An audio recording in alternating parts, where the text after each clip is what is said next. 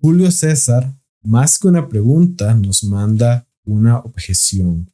Y él dice, quita toda la filosofía del mundo y la ciencia seguirá trabajando igual. Ahora, qué podemos decir al respecto de esto? No es una objeción que es poco común. De hecho, grandes académicos y grandes eruditos han comentado esta objeción. El ejemplo más potente que se me viene a la mente es el de Stephen Hawking, que él justamente hizo todo un libro demostrando, según su perspectiva, cómo la filosofía estaba muerta y cómo la ciencia era el camino para la verdad y para el conocimiento.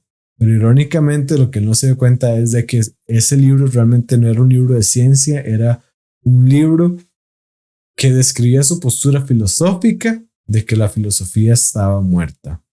¿Y por qué digo esto? Porque debemos tener cuidado cuando hay un experto en una área y que es una eminencia, como él, como Stephen Hawking, en el área de la física. Muchas veces cuando esas personas empiezan a hablar de áreas que no son su especialidad, pues pueden cometer grandes errores, como en este caso, cuando él afirmaba que la filosofía estaba muerta y al hacer eso está describiendo su postura filosófica, ¿verdad? ¿Por qué entonces no podemos quitar la filosofía del mundo y esperar que la ciencia siga trabajando igual? Por la sencilla razón de que la ciencia necesita la filosofía para trabajar. La ciencia presupone conceptos filosóficos que si no estuvieran ahí no podríamos hacer ciencia. Y en esto quiero recordar también un debate que el doctor Will Allen Craig tuvo con un químico, si no me equivoco, que se llama Peter Atkins. Y Peter justamente lo retó sobre ese mismo punto. Él le dijo, bueno, pero ¿usted cree que la ciencia no es el camino a toda la verdad? Y él dijo, sí, claro, hay cosas que no puede probar. Entonces Peter Atkins le dijo, no, pero dígame cuáles son, ¿verdad? Pensando él que iba a poner en un rincón a Craig. Y Craig le dijo, ok, por lo menos hay 5 cosas que la ciencia no puede probar. Número 1, las verdades lógicas y matemáticas, porque de hecho la ciencia las presupone y no las podemos probar mediante la ciencia. Es decir, nosotros cuando vamos a hacer un experimento científico, cuando vamos a hacer ciencia, nos basamos en la lógica, nos basamos en la matemática para poder hacer ciencia.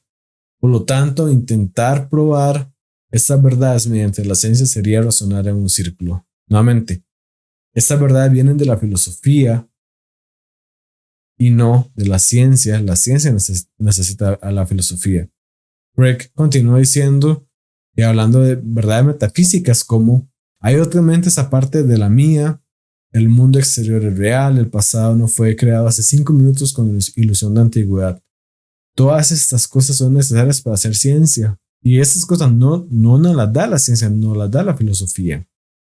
El hecho de que nosotros de principios que se usan en la ciencia como al decir, bueno, las causas que operaban en el pasado son las mismas que operan hoy en día y por lo tanto podemos extrapolar los resultados que vemos hoy en día hacia el pasado o hacia el futuro. Eso es una verdad filosófica o eso es una postura filosófica que nuevamente no viene de la ciencia sino que es presupuesta por la ciencia.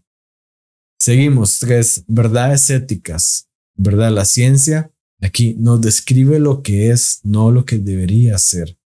La ciencia nos puede ayudar a saber cómo crear, cómo dividir un átomo, por ejemplo.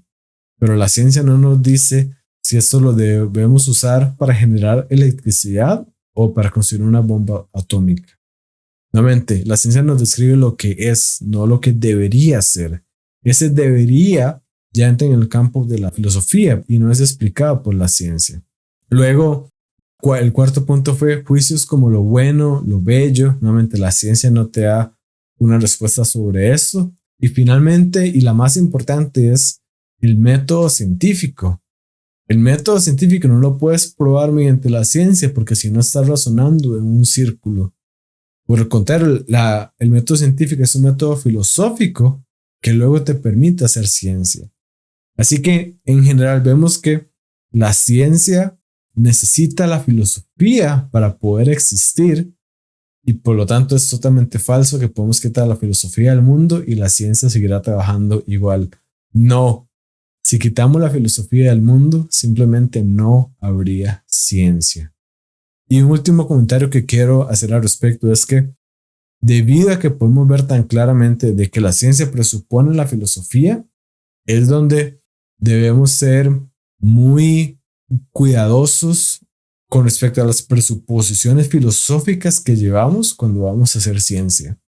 Porque, por ejemplo, muchas veces en los aspectos de creación, y aquí me voy al tema de ajuste fino o a la creación de al tema de la creación de la vida, muchas veces quitamos o no se toman en cuenta las causas sobrenaturales, es decir, y aquí hablo específicamente de una intervención de Dios, no por un aspecto científico, sino por la presuposición filosófica de que Dios no existe.